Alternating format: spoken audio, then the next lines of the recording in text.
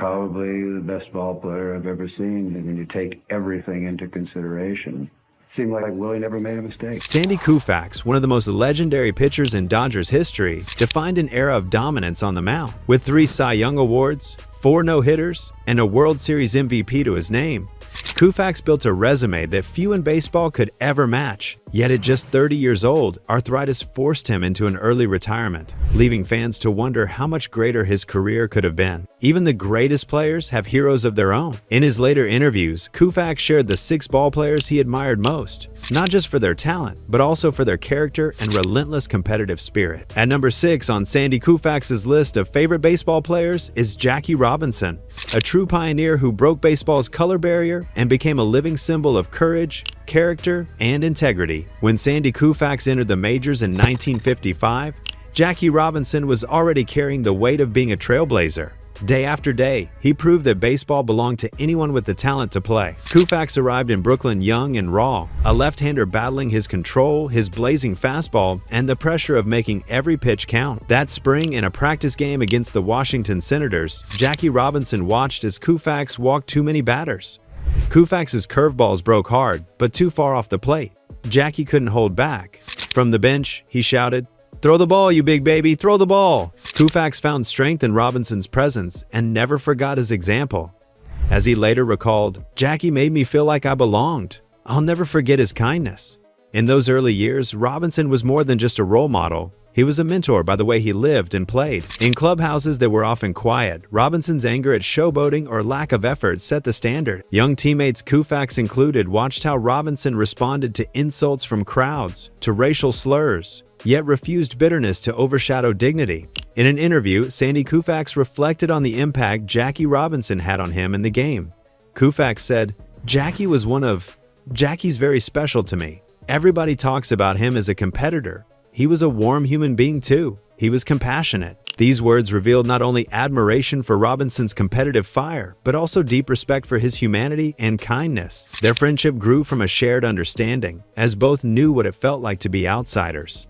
Koufax, as a Jew, often faced anti-Semitism, while Robinson, as an African-American, carried a burden that went far beyond the game. When Koufax struggled with wildness and self-doubt early in his career, Robinson's example was a reminder to push forward. When Koufax nearly quit baseball in 1960, the memory of Jackie's determination kept him going. Years later, in 2022, Koufax's statue was unveiled next to Robinson's.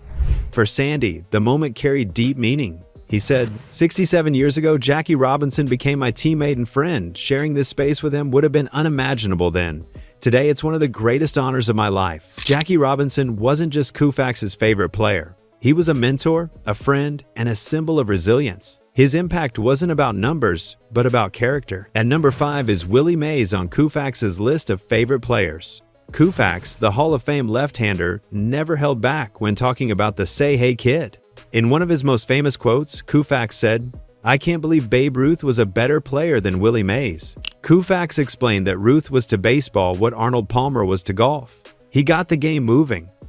But then he added, "I just can't believe Ruth could run like Mays, and I don't think he was a better outfielder." That's no small praise. Babe Ruth is one of the giants of the game, and for Koufax to put Mays in that conversation shows the level of respect he had for him. Koufax often spoke about what made a true all-around player. In his own words, no player ever impressed him more in terms of being complete. Running, throwing, fielding, hitting, Willie Mays had it all. What makes Koufax's praise so powerful is that he faced Mays head-to-head 122 times, between 1955 and 1966. This wasn't admiration from a distance. It was respect built through direct battles. Mays was one of the few hitters who could consistently challenge Koufax's dominance, posting an OPS of 962 against the legendary left-hander. The numbers tell an incredible story. During Koufax's legendary run from 1962 to 1966, opposing hitters managed just a 184 average and a 233 on-base percentage, yet Mays still found ways to get on base and drive in runs. In their final years facing each other, Mays hit 385 with an on-base percentage of 484, phenomenal numbers, against arguably the most unhittable pitcher of the era. Koufax saw Mays as an athlete who did things other stars simply couldn't. He praised his speed, his defense, his judgment, and his clutch hitting. Willie Mays passed away recently in 2024, but legends like Koufax's words keep him alive in memory. Koufax's admiration reminds us why fans, players, and historians still talk about Mays not just with respect, but with awe. Because according to another legend, when all things count, Willie Mays was simply as complete a ball player as there ever was. Next up at number 4 is Hank Aaron, the man Koufax often called the toughest out he ever faced and one of his all-time favorites. In an interview, he said, "For me, he was the toughest out. With everybody else, I had a plan. It might not work, but I knew what I was going to try to do that day. But Henry I just never figured out what I was going to do." In 130 plate appearances against Koufax between 1955 and 1966, Aaron hit 362 with a 431 on-base percentage and a 647 slugging percentage, along with 7 home runs and a 1.077 OPS. That was the best OPS any Hall of Famer managed against Koufax by a wide margin. But what struck Koufax wasn't just Aaron's numbers, it was his consistency and approach at the plate. Aaron's early battles with Koufax hinted at the dominance to come. In Koufax's big league debut on June 24, 1955, Aaron drew a walk in his very first at-bat. Koufax didn't allow a run that day, but he never forgot how quickly Aaron challenged him even with just a foul tip. Koufax praised Aaron's consistency, power, and complete skill set. Aaron was not only a home run hitter, but also a clutch performer who stayed dangerous year after year. Koufax acknowledged that while many hitters might have flashes of brilliance, Aaron's excellence was sustained season after season.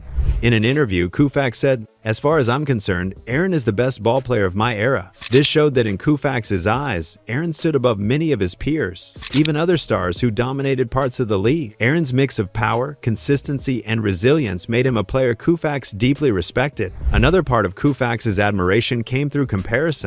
In an interview quoted by Baseball Almanac, he grouped Aaron with legends like Willie Mays and Mickey Mantle, saying they were great for 10 years or more. In the same sentence, Koufax admitted his own peak lasted only 4 or 5 very good years.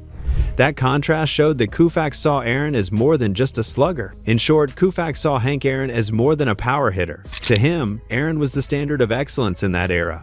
Durable, adaptable, consistent, and feared by pitchers. That's why Koufax regarded Aaron as one of his most respected and perhaps his very favorite non-pitcher opponents. Next up at number 3 is Mickey Mantle, whom Koufax often called one of the best hitters of his era. In an interview, Koufax said, "I think it's incredible because there were guys like Willie Mays, Mickey Mantle, and Henry Aaron who were great players for 10 years. I only had 4 or 5 good years." Mickey Mantle's career is legendary. Mantle spent all 18 seasons of his legendary career, from 1951 to 1968, with the New York Yankees. He batted .298 with 2,415 hits in more than 8,000 at-bats. Mantle hit 536 home runs, drove in 1,509 runs, and scored 1,676 times. Over his career, he posted a 421 on-base percentage, a 557 slugging percentage, and a 978 OPS. Those numbers made him one of the most feared switch hitters the game has ever seen. Koufax and Mantle met most memorably in the World Series. In Game 1 of the 1963 World Series, Dodgers catcher John Roseboro warned Koufax, "Don't throw Mantle a curveball, he'll crush it." But Koufax ignored the call for a fastball and threw a curve that left Mantle frozen. Strike 3. Mantle watched the ball drop at the last moment. Then he turned slowly toward the dugout and said, "How in the world is anyone supposed to hit that?" That moment showed why Koufax held Mantle in such high regard. Mantle could handle the best fastballs and the toughest breaking balls. He could blast long home runs from either side of the plate, and he played with a relentless, competitive spirit. Their numbers against each other came only in the postseason, but they still tell a story. Mantle hit 250 inches, 16 World Series plate appearances against Koufax, with 2 walks, 1 home run, and 4 strikeouts. But even those strikeouts added to the legend Koufax's best pitch against Mantle's greatest skill, with neither man giving an inch. Mantle's mix of speed and power earned him the nickname the Commerce Comet. In short, in the eyes of Sandy Koufax, Mickey Mantle was among the absolute best. He was someone Koufax felt belonged in the elite group of players whose excellence wasn't just for one season, but lasted year after year. Mantle combined power, prestige, fame, and a body of work that made him undeniable. Koufax's respect for him is clear in the way he mentioned Mantle alongside Mays and Aaron, in his comparisons about lasting greatness, and in how pitchers and managers changed their strategies when facing him. At number 2, we have Roberto Clemente, another one of the toughest hitters Koufax ever faced. Sandy Koufax once said in an interview, "Roberto can hit any pitch, anywhere, at any time. He will hit pitch outs, he will hit brushback pitches, he will hit high, inside pitches deep to the opposite field, which would be ridiculous even if he didn't do it with both feet off the ground." Such praise highlights not only Clemente's extraordinary talent, but also the deep respect he commanded, even from the game's greatest pitchers. The numbers back up Koufax's respect. Over 122 plate appearances against Koufax, Clemente batted nearly .300, with a solid on-base mark, a strong slugging percentage, and 6 home runs, adding up to an outstanding .905 OPS. That's elite production against one of the toughest left-handers of all time. Their rivalry also featured chess match moments that revealed how pitchers evaluate hitters. Koufax once said he tested his developing slider against 2 hitters, Hank Aaron and Roberto Clemente, figuring that if it worked on them, he truly had a weapon. The respect was mutual. Clemente's admiration for Koufax matched Koufax's for him, proof that the praise flowed both ways. When people talked about Koufax's arthritic pain, Clemente joked, "That must be after the game, because nobody could pitch like that if something was really wrong." From a hitter's perspective, that was the highest compliment. Later, Clemente even said he wouldn't have minded losing the MVP to Koufax, because the lefty deserved it. That kind of respect only exists when 2 legends bring out the best in one another. Koufax's praise carried even more weight in 1966. That year, Clemente won the National League MVP, while Koufax claimed his 3rd Cy Young Award with one of the greatest pitching seasons ever. 27 wins, 9 losses, a 1.73 ERA, and 317 strikeouts. Koufax, the MVP runner-up, spoke with deep respect for Clemente's uncanny ability to hit anything, anywhere. Their rivalry reached a defining moment on May 31, 1964, when Clemente crushed a game-tying home run off Koufax, erasing a 3-run Dodgers lead with 1 swing and sending the game into extra innings. It was his 5th home run off Koufax, clear proof of his ability to rise against the very best. That blast didn't just tie the game, it cemented Clemente's reputation as a hitter whose talent went beyond the ordinary and secured his place in baseball history. Clemente's tragic death in 1972, while delivering relief supplies to Nicaragua, ended a life devoted to both baseball and humanitarian service. In the days that followed, Koufax mourned alongside countless others, grieving not just a rival but a friend whose impact stretched far beyond the field. Even now, when fans reflect on Clemente's career, they often return to Koufax's words to capture his greatness. Next at number 1 is Don Drysdale, whom Sandy Koufax called not only his greatest teammate but also his favorite player. The day after Drysdale's death in 1993, Koufax said, "Don is one of those people you didn't think anything could ever happen to. This is a very hard thing to deal with. We shared so much, I'll remember his humor. He was just a warm, friendly human being." Koufax tied that emotion to their shared beginnings, saying, "Don performed well before I did, and I think we were good for each other like a good doubles tennis team. Together, we pushed one another to be better, and that partnership helped guide the Dodgers to 3 World Series titles in 7 years. That partnership turned into wins." After a down year in 1964, the Dodgers came back strong in 1965 and won the league title. Drysdale won 23 games and Koufax won 26, giving the two of them more than half of the team's victories. Koufax explained their connection in simple terms. "When you play side by side that long, you know when the other guy is doing something right or wrong, and you don't hesitate to tell him." The 1965 World Series showed just how connected Koufax and Drysdale were. Game 1 landed on Yom Kippur, so Koufax didn't pitch. Drysdale started instead, but was hit hard by Minnesota. When the manager came to take him out, Drysdale joked, "I bet right now you wish I was Jewish too." That one-liner, remembered by places like the Baseball Hall of Fame and ESPN, captured both the moment and the deep bond between the two pitchers. Drysdale wasn't just part of Koufax's story, he built his own legend. He won the Cy Young Award in 1962, back when only one pitcher from both leagues could take the honor.